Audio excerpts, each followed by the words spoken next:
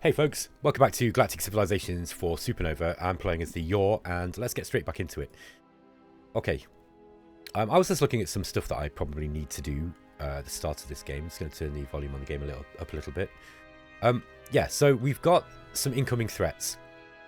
Here we have the Izar Fleet 13. Izar Fleet 13 is incoming, and yeah, we need something to be able to defeat this with. This little fleet we've got here is not going to be enough. We don't have anything at Iconia. We do have this fleet here at Pinra, the Pinra Fleet 11. Let's just give those guys a name. I'll call it Siren. Okay, so we've also got a constructor coming in this way here as well. That's right, I was going to put a military base up. Okay, so let's just destroy this fleet here first before we do anything. These were threatening Faramir 3, and the yeah, it was 4 months remaining. Look, they've been defeated now, so we've rescued Faramir 3. Let's actually bring these back. Yeah, we've got a fleet. We've got to invade. Excuse me. They've got a transport in this invasion fleet. I think it's just a bomber guarding them. Yeah. So, what else have we got here? We've also got the Shulmoth fleet here. This is kind of bigger. Yeah, they've got a transport here as well with 2 BM Mohawks. I think we need to take that out too. Let's go and hit that. We're going to get light casualties here. Now we are attacking with a yeah, I see what's happening. We're going to lose that cruiser. I think we're going to drop that cruiser out the fleet. Which one is it? That one there. Let's just drop that cruiser out the fleet just for the moment, and we'll just watch this battle. This is a little bit dangerous attacking with a siege ship and a transport. Let's just turn the music down just a touch. Okay. Oh. Okay, here's the missile cruisers firing in. Okay, no damage there. We've got a rail cruiser getting in close. Okay, we managed to start doing some damage on this BM Mohawk. These things like to get in close and hit very, very hard. But they're not doing enough damage to us. And we've got the YSS After Death here as well. Also quite a powerful cruiser in its own self. Now, this BM Mohawk here is doing quite a lot of damage to our missile cruiser. Missile cruiser's not doing much damage in return either. It's what these things really want to be staying back. Looks like we might lose this one. Yeah, I think we're going to lose this missile cruiser. It's just not doing enough damage in return. These things really are supposed to be shooting at stuff from the back line, and the enemy's coming a bit too close to it. Let's just speed it up a little bit. Oh, we got there. We got it though. We survived as well, so we didn't lose any ships. Excuse me. Apologies if I'm coughing. I'm trying not to. I'm just shaking off the end of this damn cold that everybody's had around here. Okay, so yeah, let's get these guys back into this fleet. There we are. But no, that's not how we do it. We select Siren. There we go, and then we click on this and we bring it into Siren. That's better. Okay, this fleet's kind of out of action now for a bit. It needs to heal. Now, the YSS After Death... Yeah, this does have kinetic attack. We can actually increase its kinetic attack.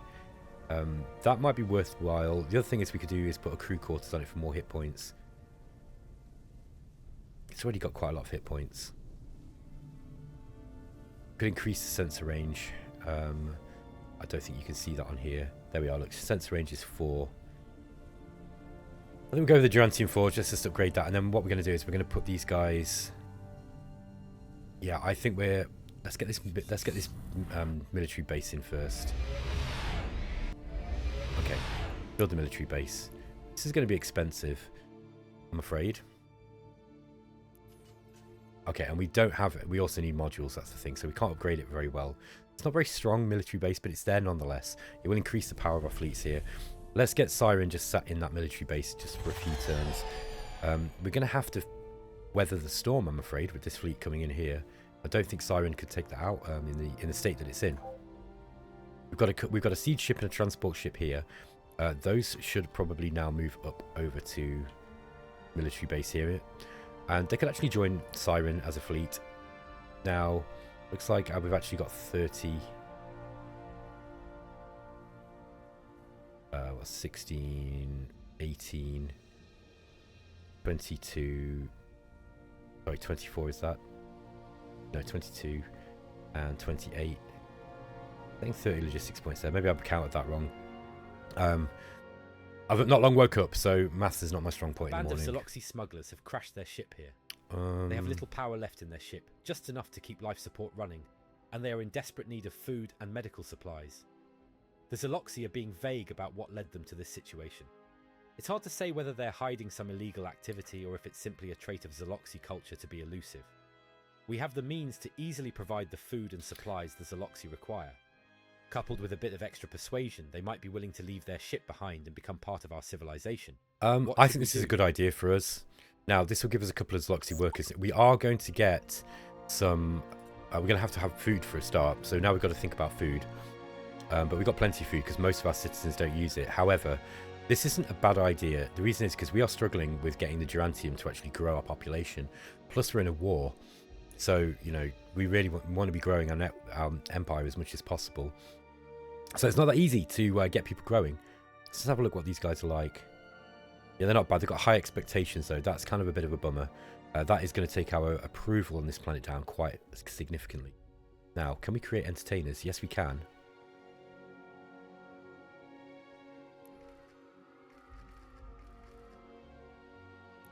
Yeah, to be honest, for the time being, they're both going to have to be entertainers to keep the approval up, because the Yor don't really like them being here either. Yeah, there are other species here. Okay.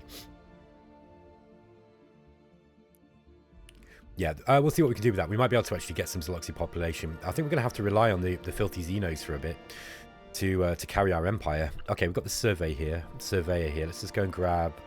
Got two artifacts in the area. We'll grab those quickly.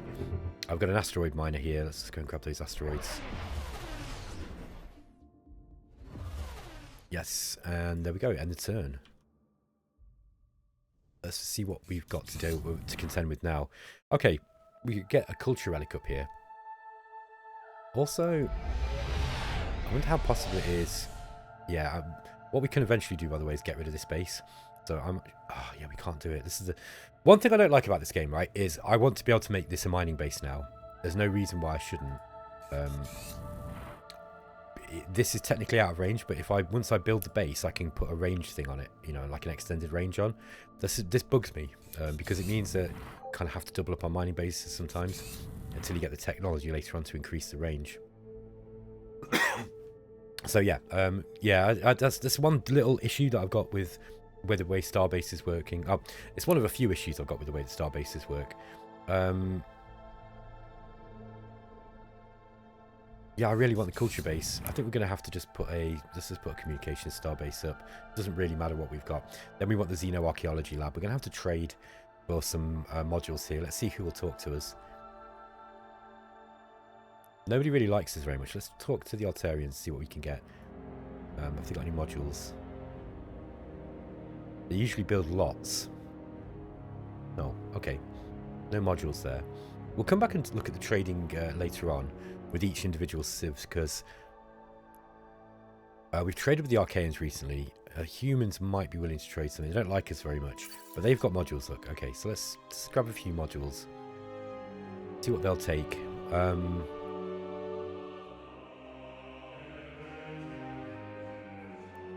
Should we throw them a bone and give them some technology?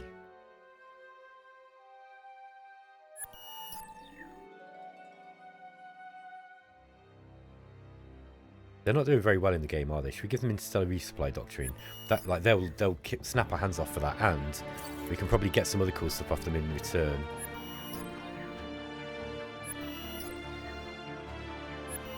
Okay, so look, we're actually getting a whole bunch of techs. Let's persuade them as well and see what else we can get.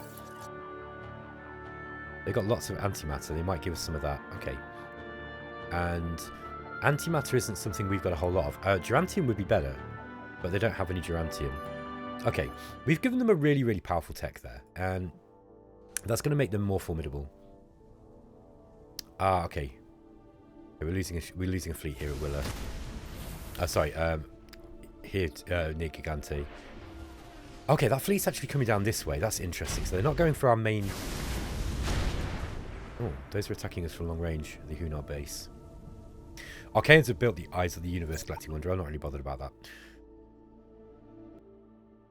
Sorry if you're going to hear a few cutting out in the music. It's basically where I'm coughing. I'm trying not to cough and splutter all over the recording. Okay. Let's see what we've got here. I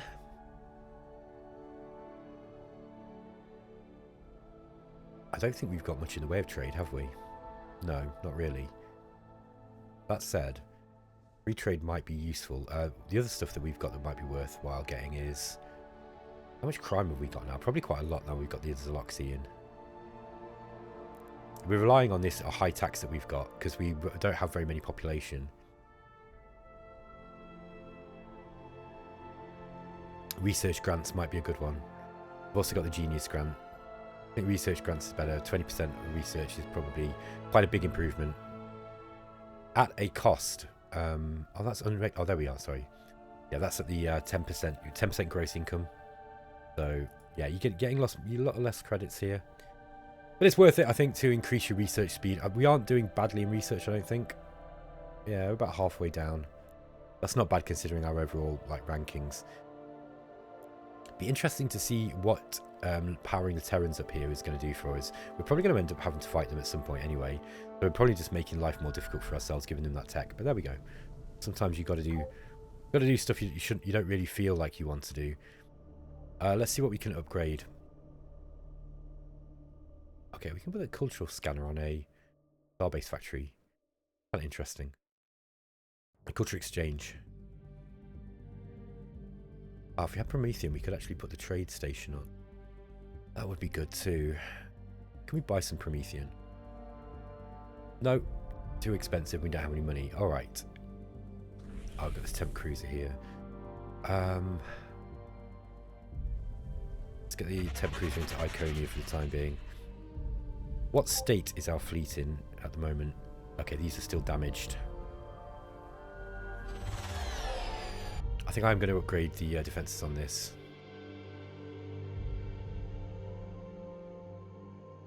This is going to cost Urantium. But I think it's probably worth it. This one's going to cost Illyrium too. Okay. Right. This base is now a little bit more formidable, particularly defended by a fleet. I think look, we've got another... I've got this fleet here. Let's grab some ships to go out and take this out. Preferably ones that aren't too damaged.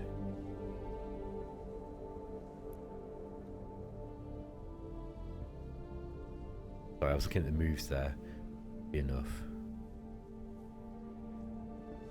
Now what's on this thing? If it's a BM... No, it's just a bomber. They should be able to deal with that. They should be able to deal with that easy. Okay. Let's get them back in here. Okay, so the Faramir system is effectively guarded. We do have this big fleet here. The Izar fleets, like I say, it's mostly bombers. That's something we've got to contend with. Okay, here at Farflung, this is where we got the Zaloxy on the planet now. They are actually going to start breeding slowly.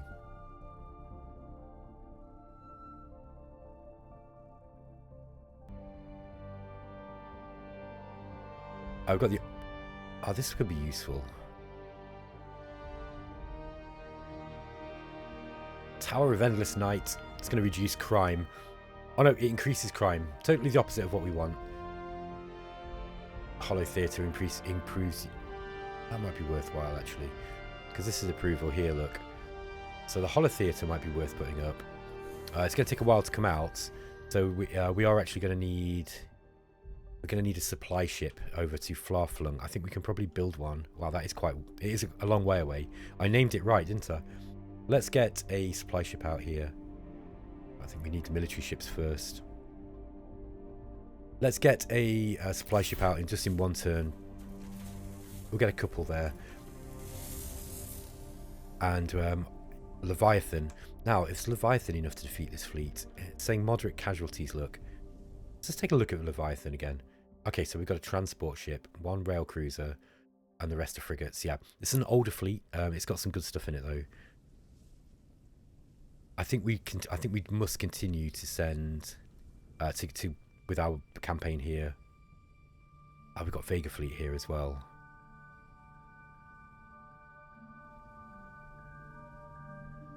Let's destroy this shipyard. It's quite well defended. Okay, we didn't lose too much. Again, I was going to take out this fleet. It's the cosmic contaminant that are really the issue here. If it wasn't for the cosmic contaminant, I'd have rolled over the corporate sector. But it's those damn sludgy little buggers waving their tentacles at us and getting involved in business that's not theirs, in my opinion. I don't know why they are helping the Iridia. They're obviously... I think when the cosmic contaminant gets they get a friend, it's wise for them to keep their friends as long as they can. So we're going to lose a ship here.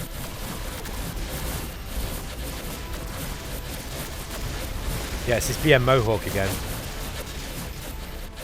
This ship's been a bit of a thorn in my side, to be honest. Really, really heavy armour. No shields. Now, I think people sometimes think shields are a bit of a no-brainer in this game. I give to you the BM Mohawk and as an example of how good it can be to stack armour. It's really, really strong.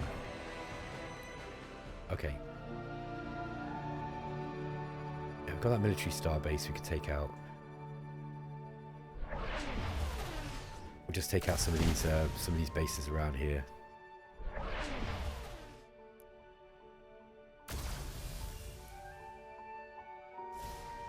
Okay, and then we're going to go and grab... We'll destroy that next turn, then we'll grab Walkman 3 there, I think. Okay. Alright, we've got another rail cruiser come out. This guy... Let's get him over into Pinner Defense. Okay, yeah, and now we're building some rail shield fighters. We don't just want these, we also need some bombers as well. Let me just make sure that I've got a bomber module. In fact, I don't see one immediately here. A Helios shield bomber. There we go. That's one armed with missiles. Okay. Just obsolete this one and the Gauss fighter now.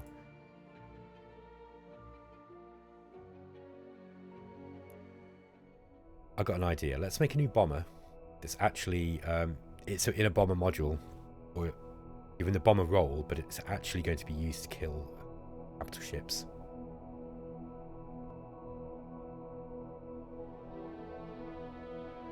Yeah, I think let's just put some... What have we got? We've actually got antimatter. The problem is the missiles miss a little bit too much.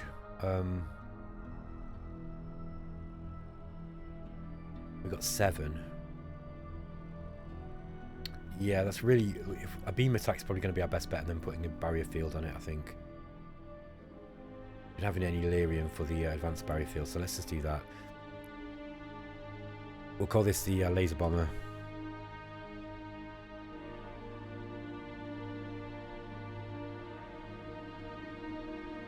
I'm just going to change the name on that one. Okay. Let's get some of those guys out as well. So, where are we? Laser bomber, laser bomber. Where are you? There we go. And we'll just intersperse these laser bombers in here as well. So we've just got a bit of a mix.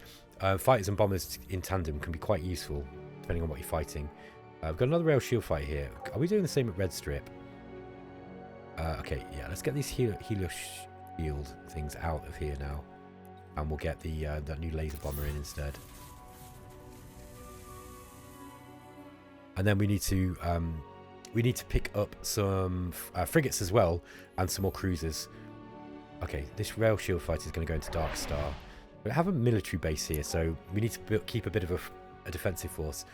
Here at Farflung, I've got a battleship here and some... Yeah, alright. I'm just going to actually build...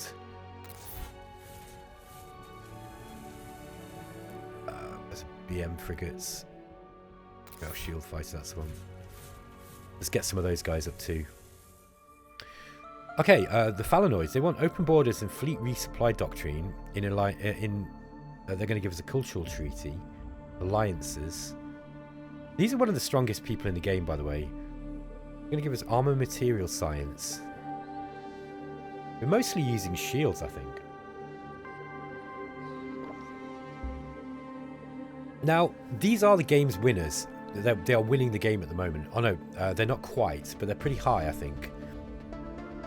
This is Altarian Republic, but the Falanoids are also doing pretty well.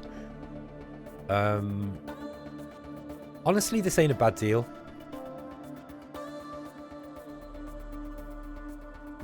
And the extra credits just seals it. To be honest, I'm going to go with that. I'm going to accept that. So, yeah, look, the Falanoids are actually, like, in terms of power, they're doing a lot better. The Altarians are probably winning because of their Ascension score. Oh, no, they haven't got any Ascension crystals. Technology and faction power. Interesting. Okay, so the Altarians are the people to trade with regards to techs. I said I'd do that, didn't I? Let's have a chat with these guys and see what they've got. Okay. Beam weapon miniaturization. This gives us better beam attacks. This one gives us better beam attacks as well. And then we've got plasma beams, which gives us the plasma pod. They're probably not going to give that up easily anyway.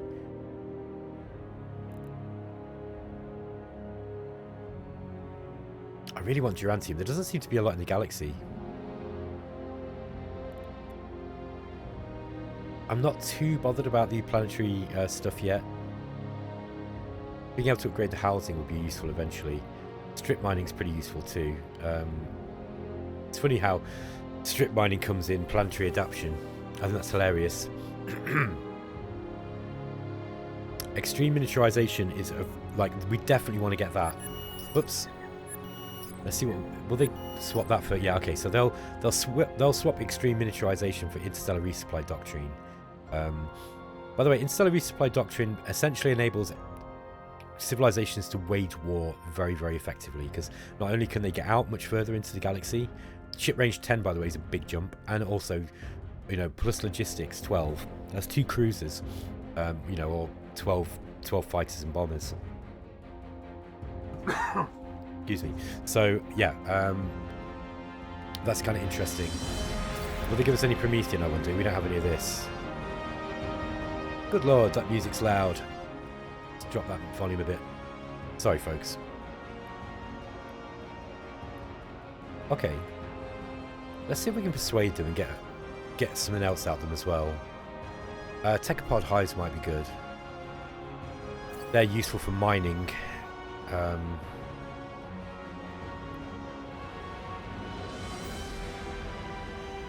In fact, I'm tempted to get some cash.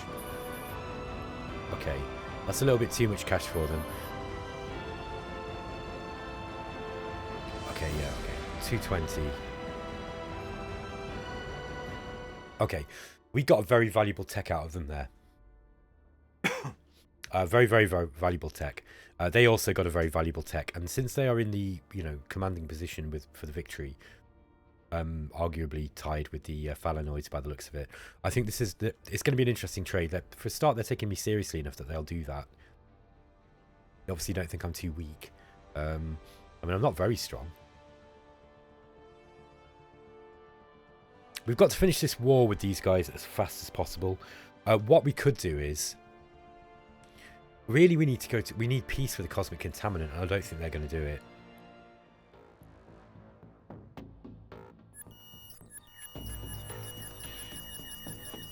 They want everything, look.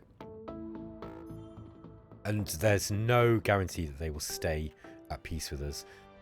Like if they weren't attacking me, I could finish off the Iridia quite easily, and we could take Iridia itself and swallow these guys up, and, you know, that would be fine.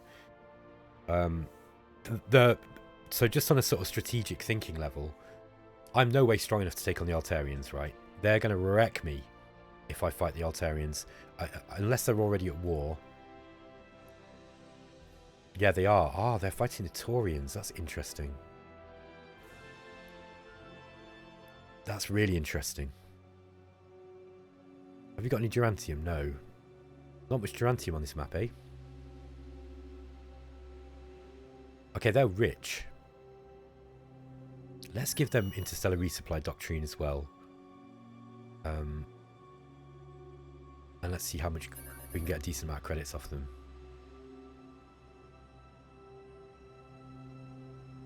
Interesting how it always overvalues that a little bit. You have to adjust it. Persuade them again, see what else we can get out of them. Okay, we've already got precursor nanites. Modules might be useful. Get a bunch of modules at them as well.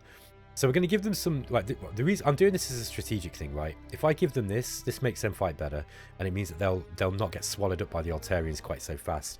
We're kind of starting an arms race there, but this is part of like what I like about this game. Doing stuff like this has really, really noticeable effects. So if you support one side of a war, you will see a noticeable effect. Like if I really wanted to help the Ethnologians, I could start giving them a tribute. So we could pay them tribute every month. Not only would they like us more for that, their diplomatic rating would go up with us because we're paying tribute, but also because we're basically giving them money, and that will enable them to wage war better. I think that keeping these guys alive for a while will enable us to take this, because we need to take a smaller neighbor, and these are the weakest neighbor that we've got. They've also, the thing is about the corporate sector, you don't really want to be next to them, because especially if they're weak, because it's so tempting to kill them, and they're not a weak faction. They get loads of money, so they can keep afford to buying stuff, you know. So, but you really want, like, if we had the corporate sector here, for example, that would be great for me because I could trade with them, you see, and they'd be a great trade partner, and you'd make loads of money off them. I felt that. But you've also got to expand, and you don't really want to be defending like an empire that's kind of up here, you know, like stretched out like this. So, unfortunately for the Iridium, it's just common sense that we take those guys out. It's just a shame that it was them. Like if they were the Taurians or the Drengin, the Drengin would be kind of difficult to take on, but you know, the Taurians or the Terrans or someone, that would be so much easier for me, really, and kind of more desirable. Easier in this, you know, in the sense of the, you know, I'd rather have those guys to trade with, but we can't stay this small for the rest of the game if we want to win. We are, as you can see, we're like over 20% deficit with regards to our, you know, we're 24% behind the Altarians for winning the game. Now, we are miles away from the end of the game, by the way. We're only on turn 98. This game's going to go to turn 300 probably, 300 probably, depending on how fast the techs get distributed through the galaxy. So yeah, as soon as we've defeated these guys, we are going to have to take on the Cosmic Contaminant. The Cosmic Contaminant are annoying. Now, we might be able to get somebody else to attack them. Sorry, I always hit that button. That's the wrong button. Okay, so they are also at war with the Drengin, I think. No, they're just at war with me. I wonder if I can get the Drengin to attack them. Drengin do not like me. Declare war on the Cosmic Contaminant.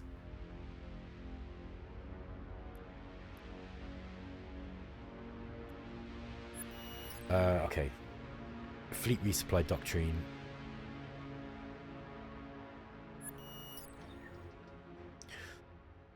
Playing with fire here. However, right, this is where I love this game. This is way better than other 4X games, because these actions are quite meaningful. So we don't really know where the Drengin are. We can't see their empire.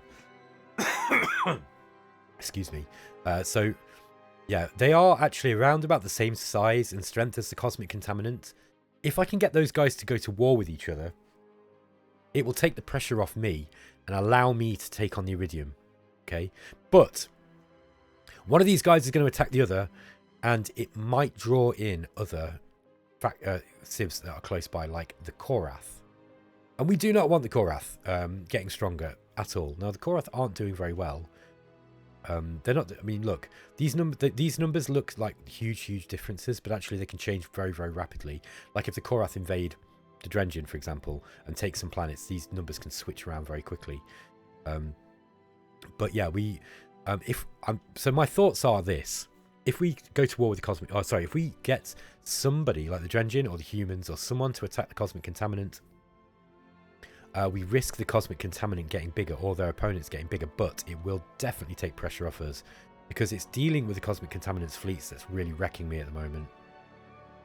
And if I didn't have to deal with those, I could just go and take... I could probably defeat the corporate sector in, 10 turns, maybe 15. As it is, I don't know, this war could go on a while because I'm constantly having to bring more fleets back to deal with these damn fleets that they're bringing in. Look, and these fleets are not insignificant. So yeah, and also the other issue is that in order to get somebody to do that, I've got to trade my soul away, basically, or my best technology.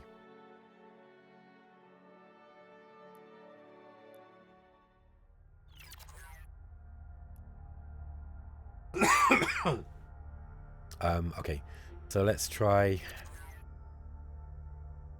Yeah, I want these guys to attack the cosmic contaminant, and I'll give them some stuff. I'm not going to give them... I'm going to give them the big stuff. Okay, they're going to want too much, and then they'll start trading that around. Now, I've not turned off tech... I've turned off tech brokering, but I've not turned off tech trading. Yeah, they're a little bit too... They're... I don't want to make them strong. Like, those guys are... now, with the changes that they've had with the exterminators, just very, very dangerous. I'm glad they're not doing very well. Who else is in the area that we are friendly with? The Altarians. But we've just traded with the Altarians. So I missed my opportunity there. That might have been a better thing for us to do, to get the Altarians to attack the cosmic contaminant. The problem is that the Altarians are way bigger than the contaminant, and I think that the Altarians could, if they took that war seriously... I mean, look, they've got cosmic contaminant flying through their areas, look. Is that... what kind of fleet is that? Okay, it's a so they're engaging in something up here. Whether they're just exploring, I don't know. Kind of interesting. I think the way that I'm going to approach this game is I'm going to try...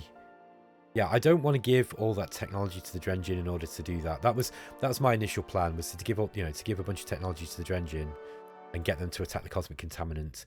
Now, there's no guarantee that they will go to war with the contaminant for a long time. That said, once they declare war on the cosmic contaminant, they'll get some big penalties with the Drengen.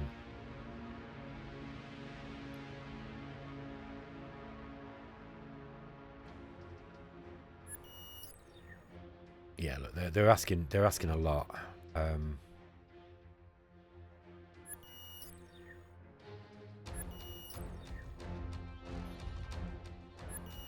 Okay, so I managed to drop one of those off. I'm kind of tempted to do this. The reason being is, yeah, like I say, because it will enable me to take the cosmic contaminants on. The problem is this makes the Drengen stronger. I'm going to think about this a few turns, guys. I think I'm going to think about this a few turns. Anyway, I'm going to end the episode there anyway, folks. We'll just run through the last few bits, and then I'm going to end the episode. Okay, so we've got a rail shield fighter here. I'll start bringing these things down from Darkstar to Iconia, I think. Just bring these fleets into a position where we can use them. We might need to pull everything we can against this Izar fleet. I think I'm going to skip these supply ships. Okay, guys, I'm going to end the episode here anyway. Thanks for watching. I hope you enjoyed the series. As you'll see, we're going to start to get some really, really interesting decisions. So, just on a, for those of you who aren't interested in battle mode talking, you can end the episode now, and I'll see you next time. But I'm just going to briefly talk about one of the things that I think is really good about this game. GalCiv 4 Supernova has appeared to be quite divisive in the community. There are a lot of people now who are really singing its praises, and there are a lot of people who just don't seem to like it. And it's always difficult to kind of disentangle I think in the past, right, Stardock have released games that haven't met expectations, right? So there was Elemental, and Brad Wardell will say this, like, he thinks about Elemental every day. I think that Fallen Enchantress is an amazing game, and a lot of people do. Even after all the problems that it had, it's still a wonderful game. It's one of Stardock's best games. This is Stardock's best game now, I think, but it's one of Stardock's best games. But I think a lot of people still don't really let Stardock you know, they haven't forgiven them for that and for various other things that they've been annoyed at. And so it's difficult to disentangle some of the genuine critique of this game from some of the sort of, you know, kind of saltiness in the 4X community for some of the stuff that they feel that Stardock have done in the past. Now, that said, I read as much criticism about this game as I can. It's part of my job, and like I'm just sort of interested. And there's loads of valid criticism about this game. There's still bugs in the game, and we know that. We're trying to work through them. There's still bugs. There are some, you know, this game was a bit of a rescue dog in the sense that GalCiv 4 wasn't great, and it was a bit of a mess in places. And I think that, you know, Supernova has really tightened up a lot of stuff. The reason, however, why I think that a lot of veteran 4X players, especially in this, like I'm seeing it said in the Explorminate community a lot now by various people, a lot of people, by the way, who were not sold on this game at all at first, they're starting to see some of the things that I see in it. Now, one of those things is this stuff that I've been talking about, which is this is starting to push into grand strategy game territory now, which is what 4X is supposed to do. Yeah, they always have done. They've always had a grand, you know, they are, in a sense, when I say grand strategy, I mean, you know, obviously being procedurally generated, they're never going to be like Hearts of Iron or, you know, Europa Universalis, but you're starting to get into that kind of gameplay territory when you are having to talk about, you know, who am I going to attack? Who are they going to attack? It starts becoming like the board game diplomacy, you know? And I think that obviously this is a single player, so it's never going to be quite that complex because you don't get the human interaction. But it is definitely more than other Space 4X games. You have to start thinking about that on this kind of level because the AI is so good. And yeah, so the next version of the game is I can't really talk about much because of the NDA. I don't actually think it'd be that big of a problem. I'm pretty sure Brad's talked about this stuff, but one of the things that is incoming, right, is more AI improvements to the way that the AI, you know, kind of plays the way that this AI plays the strategic game. We've already seen in this update and a few updates previous that the AI was changed to better be able to figure out when people were, you know, a threat and when to declare war, and that is clearly going on now. Now, I think with a little bit more tuning, this game, right, is not just a 4X game. It's not just an empire building game anymore. It's kind of moving into the sort of grand strategy territory, and this is why I'm starting to love it. If you guys have not seen it, go over to Stardock's gaming channel and check out the video I did called What Kind of Civilization Are You? And the title. I think I've made a mistake with the title actually, because I think a lot of people miss what it was about. That was a title that was given to me by Stardock, by the way, and I should have kind of asked them to change it, but I didn't. But basically, what that video is, when it's saying what kind of civilization are you, it's talking about how to use all of the civilization abilities and traits that you have, and to analyze the other civilizations with their traits and abilities to try to figure out how they're going to play, and then use that to formulate a game plan. And in my opinion, it's my best video. Like, I think it's the best video that I've done for showing off just how good this game is.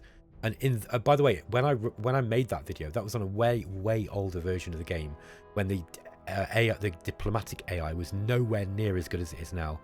So I think that for those, I mean, I don't think anybody who's on the fence about this game is going to be watching this part of this video this deep into a series. But so I might be preaching to the converted here, but I know some people do watch my videos and they're not necessarily always into the games. And I think that it's worth watching that video and then just how I'm sort of looking at this, and then watch how the game plays out as this series progresses. And I think you'll see what I'm talking about. This really is a really good game, and it vindicates some of those 4X gamers who are saying GalCiv 4 is a really, really good game now, and, you know, kind of trying to, you know, push back against some of the negative criticism. Because, like, I go on places like Reddit and stuff where there's still quite a lot of people who, whenever we put up a post, they're just like, oh, Stardock, you know. And it's like, yeah, we understand that Stardock have made some mistakes in the past, but I think that you've got to look at the game on its merits now.